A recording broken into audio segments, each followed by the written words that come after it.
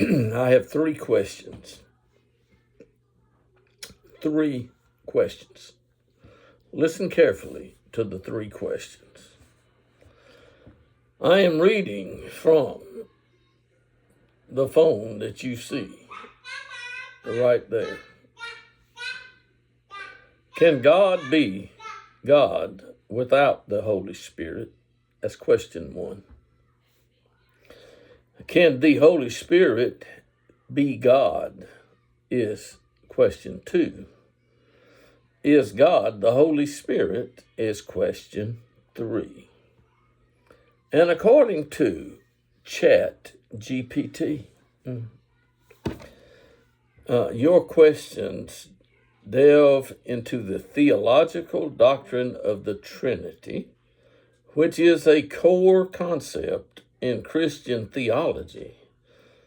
Since you prefer logical reasoning over theological perspectives, I'll approach this systematically. Question one. Can God be God without the Holy Spirit? If we define God as the being described in Christian theology, then the answer depends on whether the Holy Spirit is an essential part of God's nature. In Trinitarian doctrine, God is one being in three persons: the Father, the Son, Jesus Christ, and the Holy Spirit. If this doctrine is true, then God cannot be God without the Holy Spirit, because all three persons are co-essential and co-eternal. Now that's in Trinitarian doctrine. Can the Holy Spirit be God?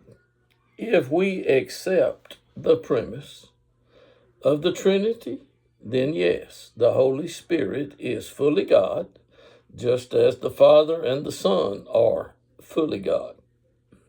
I don't know what exactly fully God is, but I go on.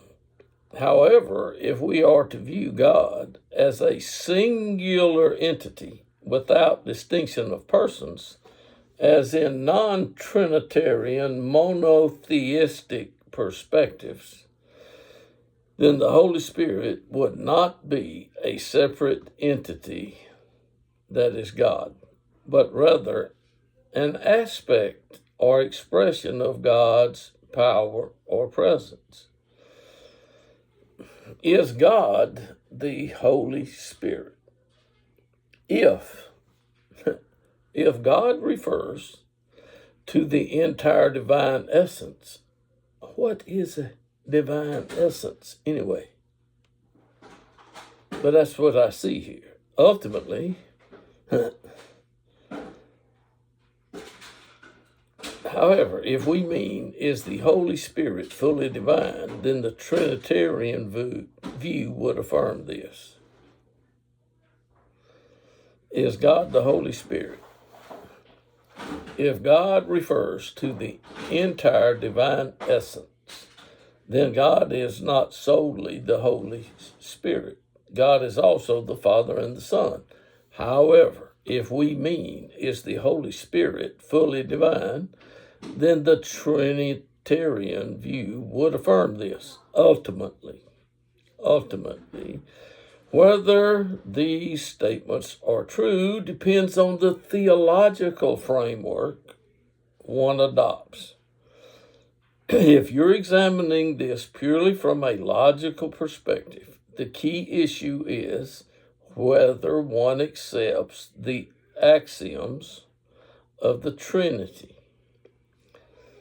And I really can't tell you what axioms means, but it's here. I mean, that's the word I read of the Trinity. If you define God as Trinitarian, then the answers follow accordingly. If you define God differently, the answers change. Well, how would you define God? Jesus defined God, or at least Jesus said, the God of Abraham, Isaac, and Jacob. The God of Abraham, Isaac, and Jacob. I don't think there's any way that Jesus would possibly believe what some people believe today, because the God of Abraham, Isaac, and Jacob is only one God. Only one God can be the God of Abraham, Isaac, and Jacob. Abraham, Isaac, and Jacob cannot have three gods. Abraham, Isaac, and Jacob could not believe that a Trinity is God.